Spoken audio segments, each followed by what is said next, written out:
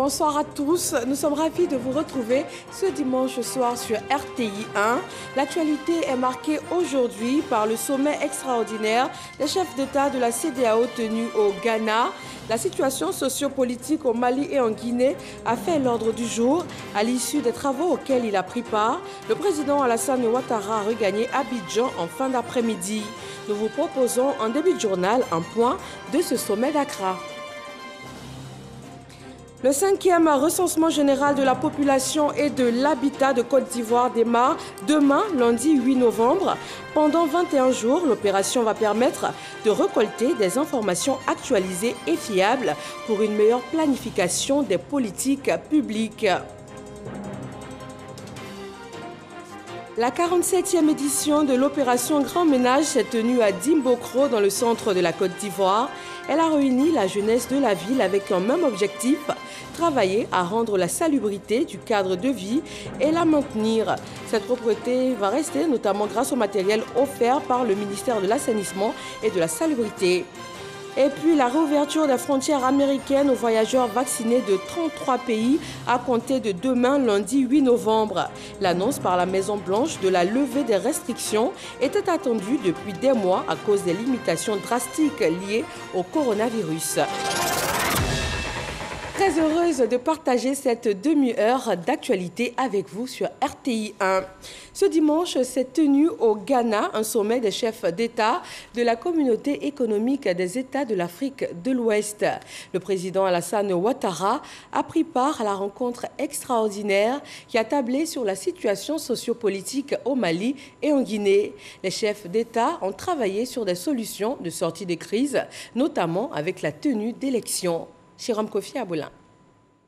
Accra, la capitale ghanéenne, lieu par excellence d'un sommet extraordinaire de la CEDEAO ce dimanche 7 novembre 2021. Le président de la République de Côte d'Ivoire, Alassane Ouattara, après avoir pris part à cette rencontre, est de retour à Abidjan. C'est aux environs de 15h25 que l'avion le transportant en provenance du Ghana s'est posé sur le tarmac de l'aéroport international Félix Houphouët-Boigny de Port-Bouët. À sa descente de l'appareil, le chef de l'État a été accueilli par la ministre d'État, ministre des Affaires étrangères, de l'intégration africaine et de la diaspora, Kandia Camara, avec plusieurs autres membres du gouvernement. Cette session extraordinaire de la conférence des chefs d'État et de gouvernement de la communauté économique des États de l'Afrique de l'Ouest, à laquelle le président Alassane Ouattara vient de participer, s'est réunie sur la situation sociopolitique au Mali et en Guinée.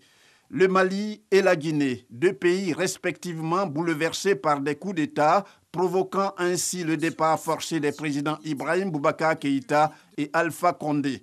Face à cela, la conférence des chefs d'État et de gouvernement de la CEDEAO, présidée par le chef de l'État ghanéen Nana Akufo-Addo, ne cesse de multiplier les efforts pour la mise en œuvre de ces décisions. Lesquelles décisions portent notamment sur la tenue des élections dans un bref délai pour le retour à l'ordre constitutionnel à Bamako et Conakry. Le 5e recensement général de la population et de l'habitat de Côte d'Ivoire démarre demain. 21 jours pour collecter des informations actualisées et fiables, précisément sur la taille de la population, sa structure, sa répartition spatiale, ses caractéristiques socio-démographiques et économiques. Tout ceci afin de contribuer à une meilleure planification des politiques publiques. À quelques heures du début de l'opération, le Premier ministre Patrick Achi invite les populations à s'impliquer pour un succès de ce 5e recensement. Mesdames et messieurs, la Côte d'Ivoire, notre pays, organise son 5e recensement général de la population et de l'habitat en 2021. Cette importante activité, voulue par le président de la République, son Excellence M. Alassane Ouattara, se déroulera du 8 au 28 novembre 2021 sur toute l'étendue du territoire national.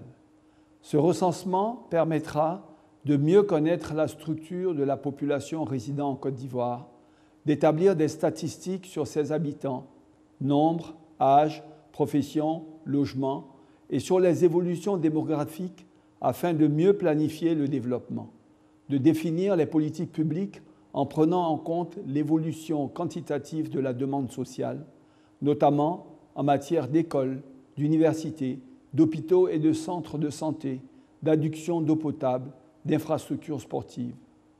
Le recensement permettra également de définir les populations de chaque circonscription administrative.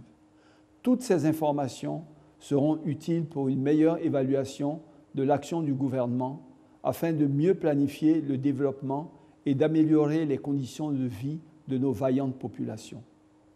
Je voudrais, au nom du chef de l'État, Son Excellence M. Alassane Ouattara, et au nom du gouvernement, remercier l'ensemble des partenaires au développement pour leurs précieuses contributions.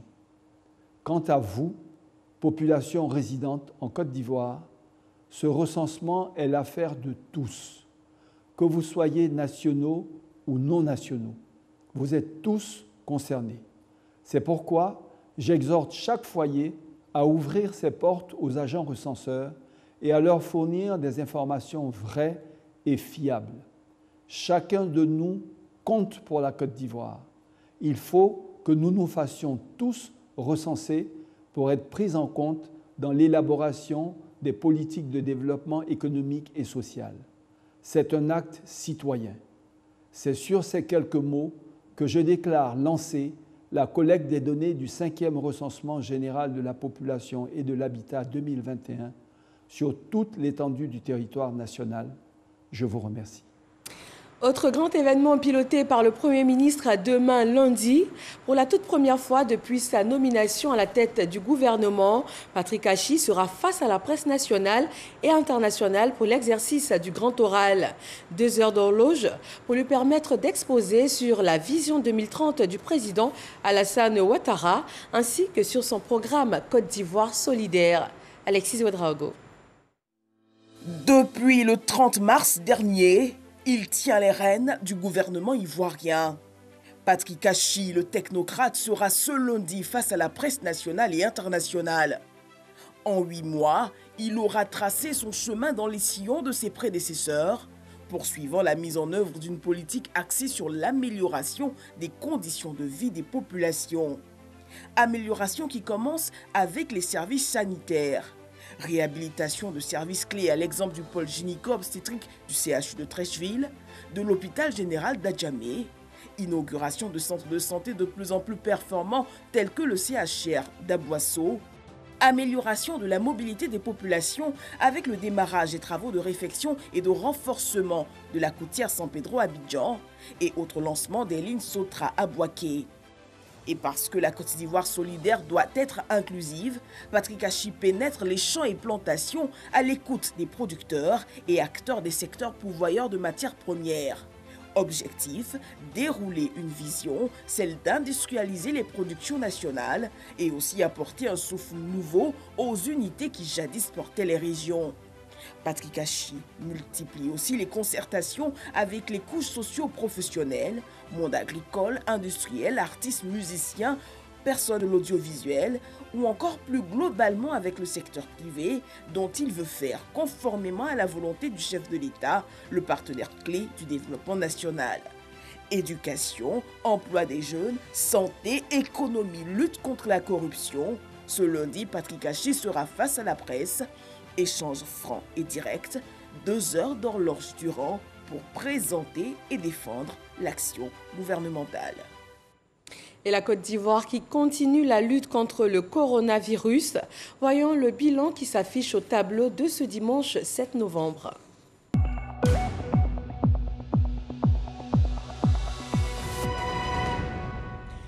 Le ministère de la Santé compte aujourd'hui 17 nouveaux cas de coronavirus en Côte d'Ivoire, 32 personnes déclarées guéries et 0 décès, portant à 454 le nombre de cas encore actifs dans le pays.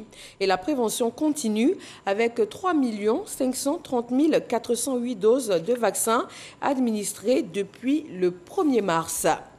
On reste en santé avec la lutte contre le paludisme qui reste aussi d'actualité. L'opération de démoustication entre dans sa phase active après la sensibilisation des populations et la formation des acteurs. C'est la 4e campagne du genre. Elle est financée par l'État de Côte d'Ivoire dans 15 villes du nord et du sud-ouest de la Côte d'Ivoire.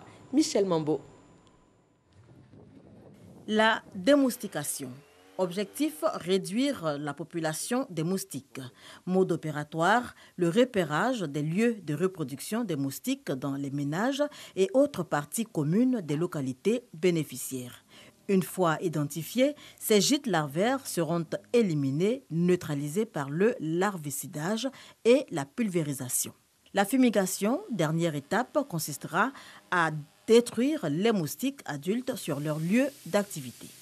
Sur le terrain, l'engouement des populations est perceptible. Le fruit de l'intense sensibilisation qui a mobilisé autorités administratives et communautaires. Durant cette phase de sensibilisation, le Programme national de lutte contre le paludisme a également bénéficié de l'appui de talents nationaux tels que Michel Blas, alias Dibou Cravate.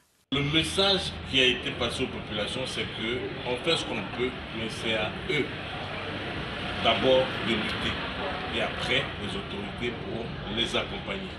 Mais si devant chez toi, tu as de l'eau, tu as des nids pour permettre aux moustiques de se reproduire, alors là, vraiment, ça va être compliqué. J'ai vu qu'il y a beaucoup qui ont découvert qu'il y a des gestes simples qui peuvent les sauver. Le ministère de la Santé, de l'Hygiène publique et de la couverture maladie universelle s'est fixé pour objectif d'atteindre d'ici 2025 la pré-élimination du paludisme. Cette maladie représente le tiers des motifs de consultation dans les établissements sanitaires, même si son taux de mortalité a baissé de 50% en moins de 5 ans. La ville de Dimbokro, dans le centre de la Côte d'Ivoire, a connu hier samedi une animation particulière. Balais, pelles et râteaux ont raclé et récuré les rues et les regards de la ville toute la journée. L'opération Grand Ménage s'y est tenue pour sa 47e édition. Le ministère de l'Assainissement et de la Salubrité laisse à la commune du matériel de salubrité afin de perpétuer l'opération. Eugène Atoubé. Dimbokro, ville chargée d'histoire, se targue encore de son premier prix de ville de Côte d'Ivoire la plus propre, obtenu à la Journée nationale d'excellence de 2018. La municipalité et les populations, dans un accord parfait, essaient à qui mieux de conserver cet acquis par leur engagement à maintenir propre et la ville et leur cadre de vie. Engagement traduit par des activités communautaires de propreté ainsi que des actions de salubrité et d'assainissement que tout le corps social est appelé à poursuivre à travers un don de matériel de salubrité et de 3 tricycles faits à la mairie de Dimbokro par le ministère de l'Assainissement et de la Salubrité. Cet engagement a été renouvelé devant le ministre Bouaké Fofana et le maire Bilé Djemelou par les représentants du corps social et la catégorie socio-professionnelle de la localité. L'opération Grand Ménage sera désormais une institution à Dimbokro. Je compte sur toute la population pour que tous les conseils qui ont été donnés, pour que nous puissions être droits et réussir la mission. Nous sommes en train de déplacer le centre de dépôt des ordures. Le centre qui est plutôt vers le cimetière est saturé et nous avons eu, grâce à un village que je peux nommer Aoua, nous avons pu avoir un nouveau dépôt dans lequel nous allons faire bientôt l'envoi des ordures. Nous avons besoin de sensibiliser nos parents, d'abord dans la gestion des déchets. Nous sommes en train de mettre en place un système de gestion rationnelle des ordures qui a commencé à Abidjan, dans le Grand Abidjan, qui donne des résultats probants. Et nous espérons, avec les moyens que le gouvernement mettra à notre disposition, étendre ce modèle-là à l'intérieur du pays. Des comités locaux d'assainissement, de salubrité et d'hygiène ont été installés et 5 personnalités ont été faites ambassadeurs. Ils ont mission de sensibiliser les populations aux bonnes pratiques de propreté, au respect de l'environnement et à un comportement éco-citoyen. Et avec eux, Dimbokro repart à la conquête du prix d'excellence de la ville de Côte d'Ivoire la plus propre. La capitale de la région du Zi, cité du soleil radieux, était lauréate de l'édition 2018. Et pour la préservation de l'environnement à plus grande échelle, direction la ville portuaire de Glasgow en Écosse, il y a été question des progrès accomplis par la Côte d'Ivoire dans la mise en œuvre de la déclaration de Marrakech, notamment pour un développement durable du palmier à huile. Retrouvons sur place nos envoyés spéciaux, Kini Bois et Grace Crando. La Côte d'Ivoire fait partie des 10 pays signataires de la déclaration de Marrakech pour le développement durable du secteur du palmier à huile. 5 ans après, une évaluation pour faire l'état des lieux sur le sujet lui est choisie, la COP26 à Glasgow. Selon les acteurs du secteur, beaucoup a été fait. Je peux citer par exemple la production d'engrais en compost, qui est, n'est-ce pas, un engrais organique et qui permet donc de lutter contre l'utilisation des engrais minéraux. Nous essayons aussi de construire donc, des projets qui permettent d'améliorer les ressources des petits planteurs en associant d'autres cultures à la culture du palmier à huile. Nous essayons aussi de développer des essences forestières qui permettent donc de reboiser certaines zones, n'est-ce pas, dans les zones de production du palmier. Plusieurs plans d'action élaborés, certes, mais des défis restent à relever. C'est de faire en sorte que le petit producteur puisse certifier sa production. Il faut l'encadrer, il faut l'accompagner. Il y a aussi l'inclusion du genre, faire en sorte que les minorités, les femmes et tout ça participent, n'est-ce pas, au développement de la filière palmier à huile avec de bonnes pratiques tout en préservant, n'est-ce pas, la nature, la biodiversité et en améliorant leur environnement immédiat. La Côte d'Ivoire est le deuxième pays producteur africain d'huile de palme après le Nigeria et produit 55 000 tonnes d'huile par an. Des acquis à préserver tout en respectant la protection de l'environnement. C'est vrai que le palmier à huile, c'est un produit qui, dans sa manière donc, de faire, donne beaucoup d'argent à nos producteurs. En même temps, il faut protéger la nature. On veut vulgariser donc cette culture, mais il faut la faire avec intelligence et mettre en œuvre donc les technologies qui puissent permettre donc de conserver donc la forêt. Selon l'association interprofessionnelle de la filière palmier à huile, la Côte d'Ivoire dispose de 175 000 hectares de plantations villageoises de palmiers à huile et 75 000 hectares de plantations industrielles. Dans les plantations, cette fois d'anacarde et de coton, le projet de promotion et de compétitivité de la chaîne de valeur évalué par le Conseil Coton Anacarde et la Banque mondiale. Il s'agit d'une visite de terrain pour faire un bilan à mi-parcours après 30 mois de mise en œuvre. Noël Gnagno. Cette délégation conjointe Banque mondiale Conseil Coton Anacarde est en mission d'évaluation à mi-parcours du PPCA. Entendez, projet de promotion de la compétitivité de la chaîne de valeur de l'anacarde. Voici 30 mois qu'il est mis en œuvre par le Conseil du coton anacarde. Visite de terrain pour établir un premier bilan, analyser les progrès, relever les contraintes liées à l'exécution, proposer des actions à mettre en œuvre pour garantir l'atteinte des objectifs avant la clôture du projet en 2023. 5 jours durant, la délégation conjointe a passé au crible les expressions concrètes et visibles du projet sur le terrain.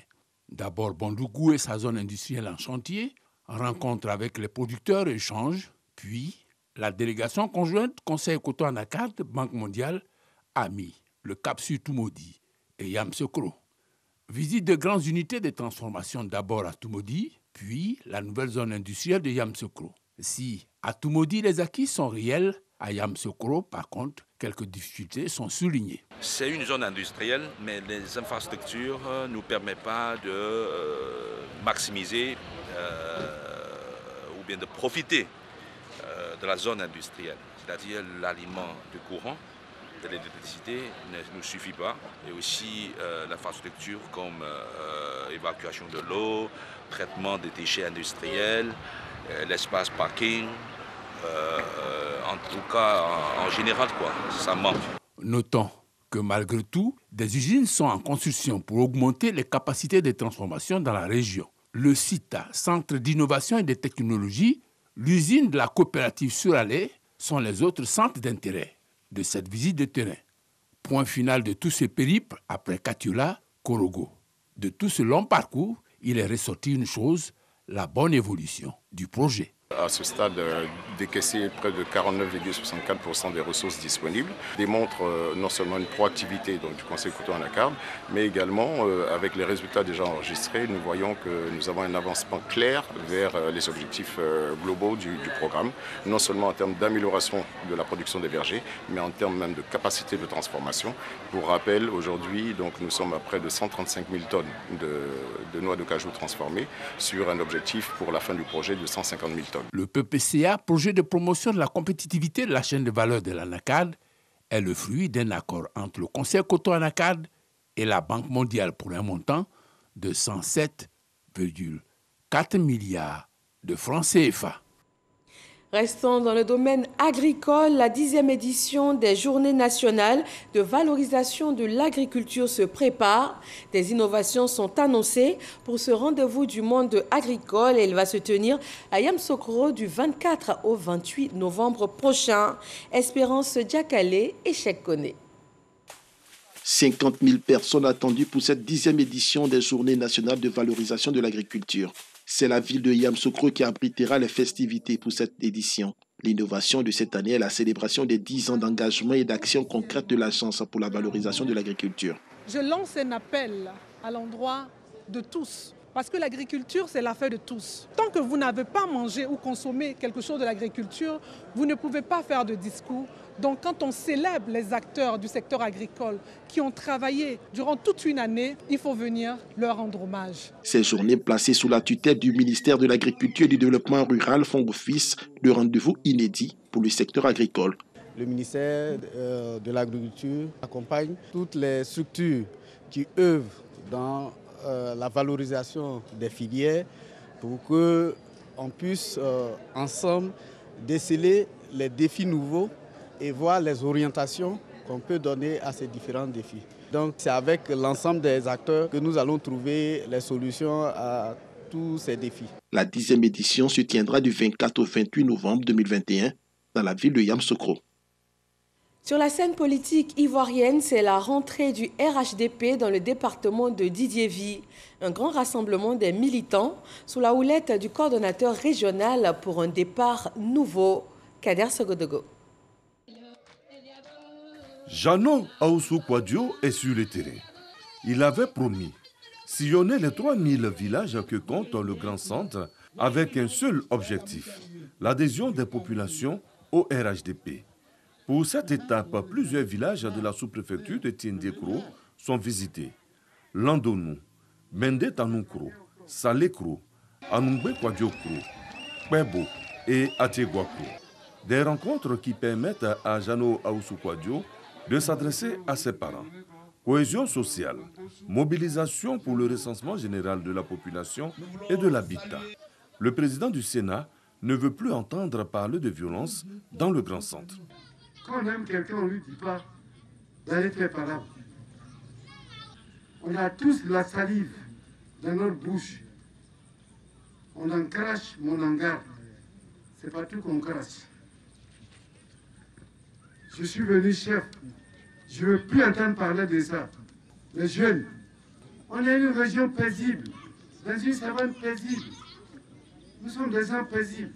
Ces populations visitées ont pris l'engagement de soutenir le président de la République Alassane Ouattara dans toutes ses actions. Elles ont mandaté le président du Sénat, Jano Aoussou Kouadio, de traduire leur reconnaissance au premier des Ivoiriens pour toutes ces réalisations au profit de la Côte d'Ivoire. 4 partis politiques annoncent officiellement leur adhésion au RHDP. Le PIT, le MFA, l'UDPCI et Leader cessent d'exister. Le porte-parole de ces ex-formations politiques confirme leur engagement total à promouvoir les valeurs prônées par le RHDP. Le PIT, le Parti ivoirien des travailleurs, le MFA, le Mouvement des forces d'avenir, l'UPCI, l'Union pour la Côte d'Ivoire et Leader, Liberté et démocratie pour la République. 4 partis politiques qui renouvellent leurs adhésions au Rassemblement des oufouettistes pour la démocratie et la paix, RHDP. Nos partis politiques sont devenus membres par entière du RHDP. Conscients de cet engagement, nous responsables et militants, y compris des sympathisants, des ex-partis MFA, PIT, UPC et leaders, invitons tous les anciens militants et sympathisants de ces partis-là à s'impliquer totalement et définitivement dans l'animation des instances et des structures de base de notre nouveau parti, le RHDP. Une adhésion qui tire sa source dans les standards de progrès affichés par la Côte d'Ivoire depuis 2010. Un bond des infrastructures scolaires, universitaires, sanitaires, sécuritaires et économiques, selon le porte-parole des ex-partis politiques, Seka Joseph. La Côte d'Ivoire, notre pays, sous le leadership éclairé du président de la République Alassane Ouattara, a connu et continue de connaître, chers amis, bien évidemment, une progression positive et des avancées économiques remarquables. Les représentants de ces ex-formations politiques se sont engagés à promouvoir les valeurs de cohésion, de solidarité, de dialogue et de développement pour cadrer avec la vision du président Alassane Ouattara. Le PIT, le MFA, l'UPC et leaders font donc officiellement partie de la grande famille du RHDP. Un nouveau parti qui fait son entrée dans le jeu politique ivoirien, l'Alliance pour la République Côte d'Ivoire, APRCI. Son président, Florent Assielou, ancien secrétaire général du CAP UDD, s'engage pour la conquête du pouvoir d'État. Il annonce la participation de son parti à toutes les échéances électorales futures. Un congrès ordinaire va se tenir en décembre prochain. Moussa Konaté. Un nouveau parti dans l'arène politique ivoirienne, l'Alliance pour la République Côte d'Ivoire, APRCI, se proclame d'obédience social-démocrate. Le parti compte se lancer dans la conquête du pouvoir et s'engage pour le bien-être des populations. L'APR Côte d'Ivoire entend prendre sa place à tous les rendez-vous où l'on lui fera appel pour parler de la Côte d'Ivoire et du bien-être de ses populations. Ainsi, notre parti reste ouvert à toute alliance avec des mouvements, plateformes et partis politiques en vue de l'atteinte de cet objectif. Notre parti entend conquérir le pouvoir d'État et le gérer pour la mise en œuvre de notre vision politique. Et pour ce faire, l'APR participera à toutes les élections à venir dans notre pays. L'APRCI, Alliance pour la République, créée le 17 octobre dernier, appelle à une nation rassemblée avec des institutions fortes. Le parti prévoit l'organisation de son premier congrès ordinaire en décembre prochain. Faisons maintenant un point de l'actualité internationale de toute la semaine. Et on démarre à Glasgow, capitale mondiale de la lutte contre le réchauffement climatique, l'instant d'une COP 26.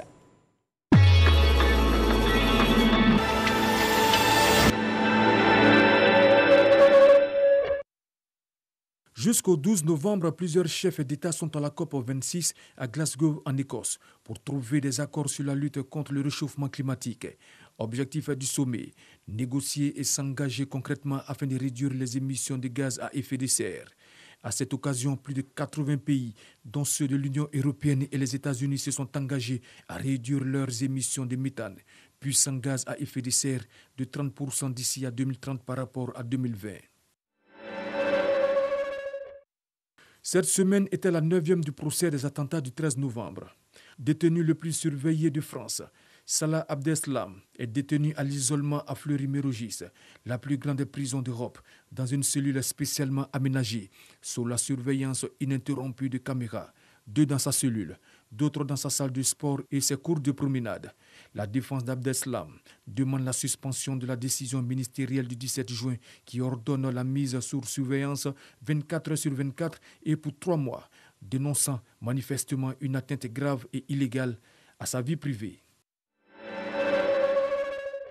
L'Organisation mondiale de la santé a accordé l'homologation d'urgence au vaccin anti-Covid Covaxin du laboratoire indien Bharat Biotech.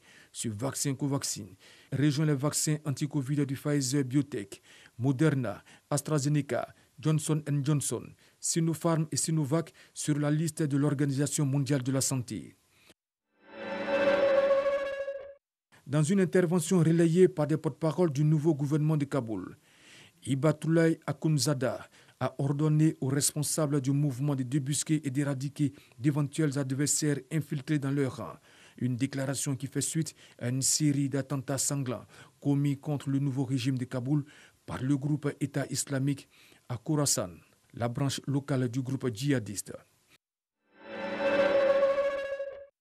20 000 pièces du plus grand musée privé de la République démocratique du Congo parties en fumée. L'incendie s'est déclaré dans la nuit de jeudi à vendredi et a ravagé des masques traditionnels centenaires et autres objets historiques du musée de Kungun. L'origine est inconnue. Les responsables de ce site de la province de Kiwilo privilégient la piste criminelle. La police a lancé une enquête. Le Premier ministre irakien Mustafa Al-Kazimi a appelé au calme après être sorti indemne d'une tentative d'assassinat ratée dans la nuit de samedi à dimanche au moyen de 3 drones qui ont visé sa résidence à Bagdad.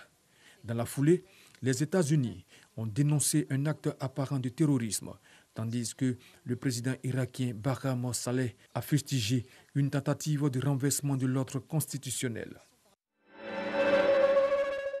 Après 18 mois de fermeture des frontières, les États-Unis lèvent les restrictions aux frontières liées à la pandémie de Covid-19. Les voyageurs vaccinés de 33 pays sont autorisés à revenir aux États-Unis dès ce lundi 8 novembre. À l'annonce de cette nouvelle par la Maison-Blanche, les compagnies aériennes ont observé un bon de réservation de billets d'avion.